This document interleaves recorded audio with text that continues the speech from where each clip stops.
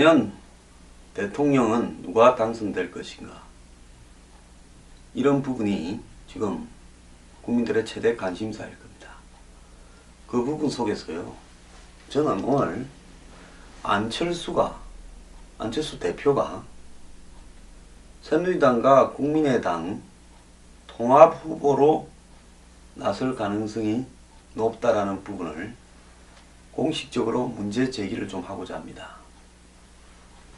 자, 총선에서 38석을 얻고 난 안철수 국민의당은 내부에서 안철수 대표의 측근들이 연정을 이야기하고 있습니다. 자, 연정이라는 것이 박근혜 대통령의 성격을 보면 가능하겠습니까? 박근혜 대통령은 누구보다도 권력을 나누려고 하지 않는 대통령입니다. 그럼 박근혜 대통령이 자신의 임기 중에 장관 자리 몇 개를 떼어서 야당에 주고 그러면서 안정적으로 연정 구도를 야당의 협조를 받아서 끌고 가는 부분을 생각이나 할 수 있을까요? 그건 절대로 생각이 불가능한 겁니다. 박근혜 대통령은 지난 2012년 두 차례나 진2계, 진-MB계가 박 대통령에게 임기를 단축하고 이원 집정부제 개헌을 받아라. 그러면 우리가 당신을 도와주겠다. 그 도와준다는 부분에는 저는 안철수 대표가 지원해 줄 수도 있다라는 내용이 포함되었다고 생각합니다. 저는 당시에 안철수 후보는 2012년 대선 후보는 진-이명박계와 밀접한 관련이 있었다고 지금도 확신하고 있습니다. 자, 그런 어떤 부분 속에서 박 대통령이 그걸 거부하고 결국은 어렵게 단독으로 자기의 이 혼자의 힘으로 대통령에 당선이 되었습니다. 대통령 선거 때라는 것은 될 수만 있다면 모든 것을 떼어주고라도 양보하고라도 대통령에 당선되고 싶을 그런 시기인데 그때도 안 한 사람이 이제 와서 이 자신의 내각에 장관 자리를 야당에 떼어주면서 야당과 같이 정권을 구성해서 끌고 간다는 것은 상상도 될 수 없는 불가능한 일이라고 생각합니다. 그러면 그런 것을 아는 안철수 진영에서 왜 연정을 제안했을까요? 저는 그 연정 제안의 근본적인 이 목적은 대선까지의 레이스에서 새누리당 후보들이 전부 질이 멸렬해지는 상황 속에서 안철수를 후보로 세하라 라는 이야기라고 봅니다. 지금 안철수 국민의당은 지역적으로는 호남 지역 정당인 것처럼 되어 있습니다. 그리고 전국적으로 안철수 대표가 정당 지지에서 그런 지지들을 받고 있는 것도 사실이지만 38석의 호남 지역 정당이 실제로 단독으로 대통령이 되기는 쉽지 않습니다. 123석이나 122석이나 가진 정당들이 거대 정당이 두 군데가 있습니다. 자, 그렇다면 안철수 대표가 대통령이 되는 길은 문재인 더민주당 후보와 연합을 하든 뭐 단일화를 하든 밀어주든 안 그러면 밀게 만들든 안 그러면 이 새누리당 이를 등에 업고 연정의 후보로 나서든 두 가지 경우밖에 없다고 봅니다. 근데 현실적으로 더불어민주당의 문재인 후보와 야권 단일 후보 경선에 들어갔을 때 또 지난번처럼 패배할 가능성이 높다고 봅니다. 그건 친노가 가지고 있는 특유의 결집력과 응집력 또 SNS 전파력 등을 고려하면 상당히 쉽지 않은 상황입니다. 아마 안철수 대표는 이 부분에 대해서 트라우마를 깊이 가지고 있어서 더민주당의 문재인 후보와 야권 단일화를 위한 경선에 나설 가능성은 저는 없다고 봅니다. 그렇다면 독자적으로 가거나 안 그러면 새누리당과 연합을 해야 되는데 독자적으로 가서 이 후보가 경쟁을 하게 되었을 때 과연 이 38석의 국민의당 후보가 당선될 가능성은 높지 않다. 왜냐하면 지역적으로 새누리당 후보가 어쨌든 영남은 먹을 거고 또 이 호남과 다른 전국 지역에서 두 야당의 후보가 나누어 가지게 되면 새누리당이 승리할 가능성이 매우 크다고 봅니다. 대권에서는요. 문재인, 안철수, 새누리당 후보 이래 3명 붙었을 때는 새누리당이 이길 가능성이 크죠. 새누리당이 완전 실정을 하지 않는다면 그렇게 될 가능성이 크다고 봅니다. 그런데 여기서 지금 현재 벌어지고 있는 경제 상황이나 전 세계적 어떤 장기 불황이나 혼란 상황을 고려한다면 지금 올해부터 내년까지 가는 과정 속에서 어떤 일들이 더 터질지 모릅니다. 경제 분야나 대북 분야나 안보 분야나 외교 분야에서요. 미국의 대통령 선거도 매우 복잡한 상황입니다. 이 속에서 새누리당의 후보를 내부에서 단결해서 강한 후보를 내어서 대선에 제대로 내놓기는 어려운 상황이 될 수도 있고, 지금 새누리당에서 거론되는 유력 후보들 반기문, 오세훈, 김무성, 유승민 이 4사람을 놓고 보면 친박과 비박 간에 서로 상대편에 대한 공격을 통해서 서로의 약점을 너무 잘 알고 있기 때문에 이 4사람이 대선 근처에 입구까지 오지도 못하고 포기하는 사태가 벌어질 수도 있다고 보고 있습니다. 저만 해도요, 이 4사람이 어디가 약점인가는 눈에 보입니다. 이 4사람 외에 과연 대선 후보급이 될 수 있는 사람이 별로 있을까요? 뭐 언론들은 이야기합니다. 남경필 원희룡으로 세대 교체가 된다. 여러분, 남경필 원희룡으로 세대 교체가 된들 그 사람이 대권에 나와서 국민들 전반적인 지지를 받을 만한 그런 역량이 된다고 보십니까? 저는 시기상조라고 보고요. 시대적인 어떤 변화에 걸맞는 국민의 지지를 받을 수 있는 매력적인 요소도 아직은 없다고 보고 있습니다. 자, 그렇다면 새누리당은 자신들의 대선 후보가 거의 사라져버리는 지금 불임 상태가 생길 수도 있습니다. 새누리당이 지금 뭐 비대위를 구성하니 여전히 논의를 한다고 하고 당대표 선거를 한다 하지만은 지금 나타내는 모습을 보면 이건 뭡니까? 거의 지리멸렬해져 가고 있는 양상을 지금 보이고 있습니다. 친박은 지금까지도 유일하게 반기문 유엔 사무총장을 이 친박이 당권을 7월 달에 장악을 해서 밀고 가겠다. 그러면서 반기문 대통령 그다음에 친박이 앞으로 뭐 개헌을 해서 총리를 하겠다. 뭐 이런 생각을 하고 있는 모양인데요. 저는 반기문 사무총장이 한국의 대권 구도 이거야말로 거의 진흙탕 바닥에서 이전 투구의 싸움을 하는 부분인데, 자, 지난번에 미국 정부의 문서가 공개되니까 뭐가 나왔습니까?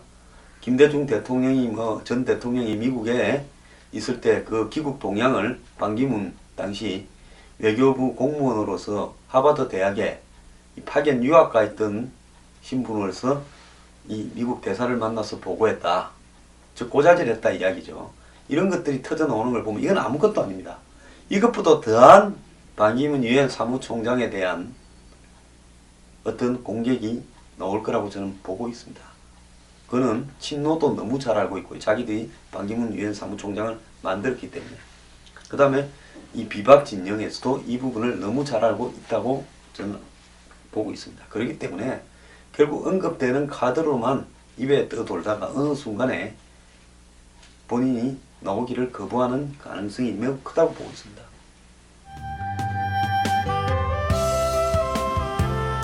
황장수의 뉴스 브리핑은 미래경영연구소가 여러분들과 그리고 미래경영연구소 회원분들과 더불어서 사회개혁을 위해서 만들어가는 방송입니다.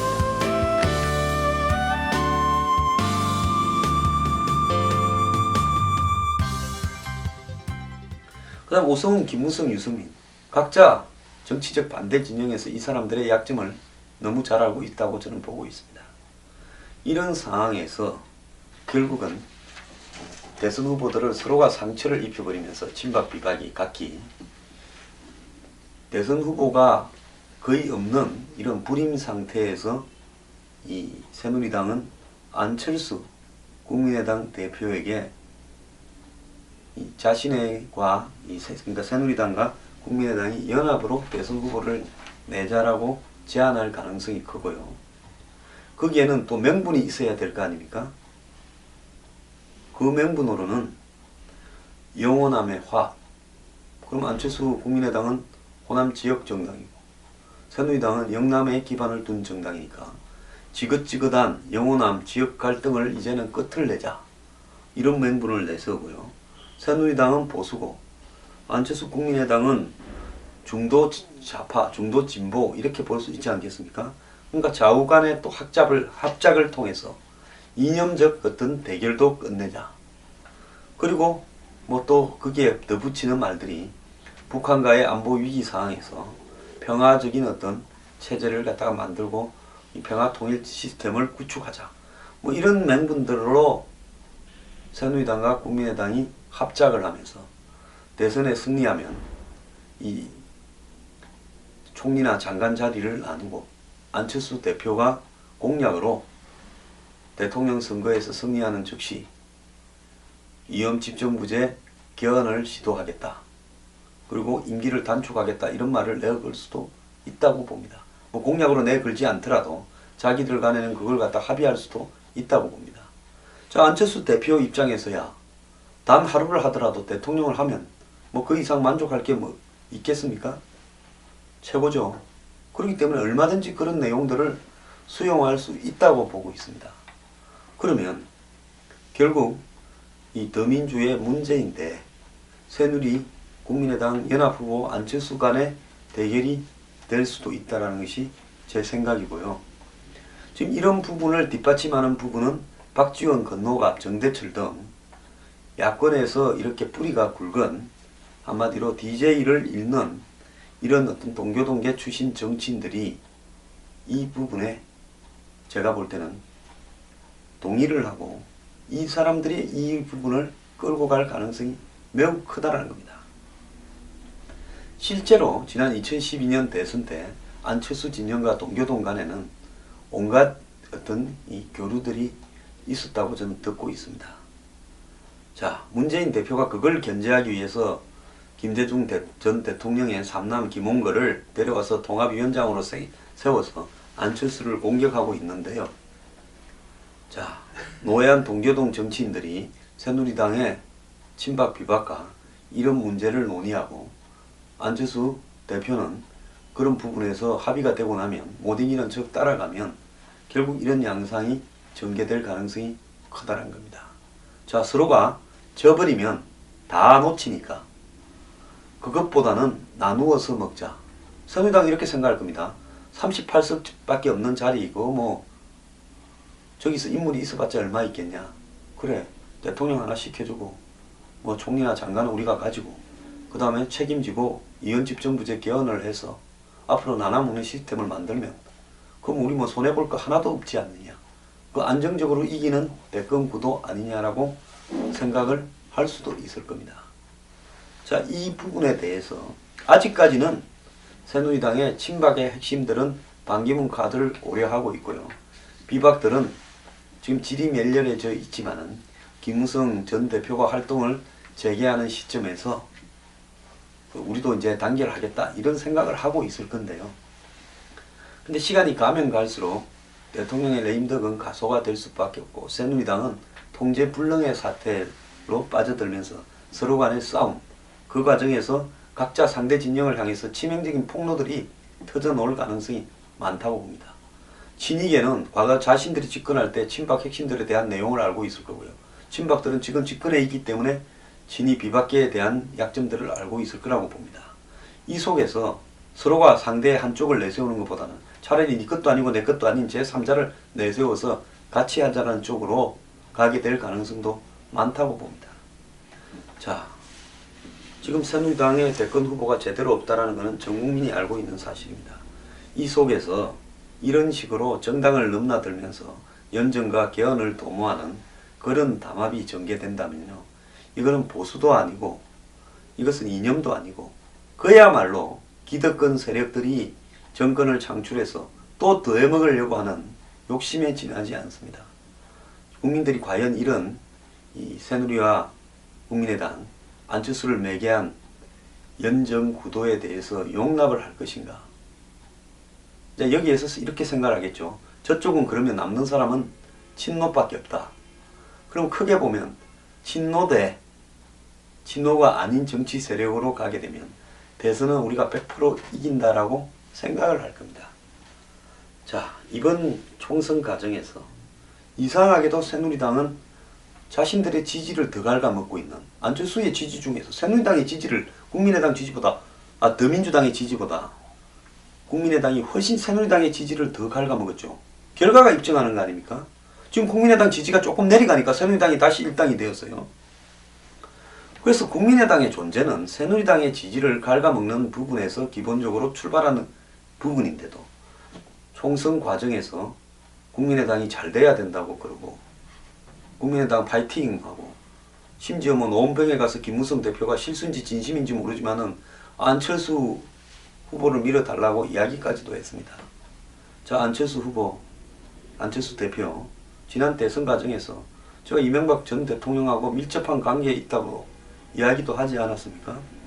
이 밀접하다는 의미는 매우 의미심장한 내용들이 많이 담겨 있다는 거죠. 2012년 대권 당시에 안철수 후보 주변에 유명 스님도 계셨고 또 국가의 이 대표적 기업과 관련되는 모 건설사 오나도 있었고 또 이명박 대통령 밑에서 핵심적으로 참모 역할을 수행하던 여러 사람들이 그 주변에 있었습니다. 그리고 이명박 정부는 이 원인 모르게 해외 생활을 뒤늦게 공부한다고 나간 안철수 대표를 데려와서 카이스트에서 석좌 교수를 시키고 부인과 더불어서 서울대 교수와 대학원 원장을 시키고 그리고 온갖 정부위원회의 경력 관리를 하고 포스코 이사장을 시키고 교과서에 10수개의 등재해서 국가적 영웅으로 만들어주면서 경력 관리를 했고 알랩의 수많은 이 사업 수주가 정부 사업과 관련이 있었고 한마디로 안철수 띄우기에 모든 역량을 집중했습니다. 그렇다면 과연 그렇게 띄워놓고 아무런 관련이 없었다? 빌 게이츠를 만나러 갔을 때 같이 간 사람 이야기도 당시에 많이 회자되었습니다. 결국 그걸 보면 당시 안철수 후보의 이 복잡한 행동은 저는 이쪽 저쪽과 매우 깊은 연관을 가지고 있었다고 보고 있습니다. 다만 안철수 이제 국민의당 대표에 대해서 친박과 비박 중 누가 더 통제력을 많이 가지고 끌어들일 것인가, 이 부분은 이명박 대통령 계들이 아직도 좀 남아있는 과정에서 과연 이 친박들이 안철수 후보에 대한 대표에 대한 통제력을 더 발휘할 수 있을 것인가, 이것이 지금 저는 관건이라고 보고 있습니다. 그래서 지금 이 플랜 B로 1차로는 반기문, 2차로는 안철수를 통한 이 친노 포위 전략, 이런 부분들이 가동이 되고 있는 거 아닌가 하는 것이 제 생각입니다.